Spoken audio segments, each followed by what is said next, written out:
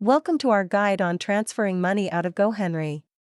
Let's explore what Gohenry is and its fantastic features.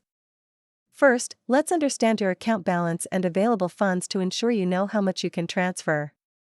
Access the Gohenry app or website to start the transfer process smoothly. Here's a step-by-step guide to initiating your transfer. Follow along closely. Next, decide on the best transfer method. Will it be a bank transfer, card transfer, or using an external service? For security purposes, you'll need to verify your identity. Here's how to do it safely. Once you've completed the steps, confirm your transfer and enjoy the satisfaction of a job well done. Now that your funds are transferred, let's share some tips on effectively managing your new balance.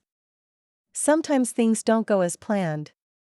Here are common issues you might encounter and how to troubleshoot them. To wrap it up, transferring money out of Gohenry is straightforward. We hope this guide was helpful.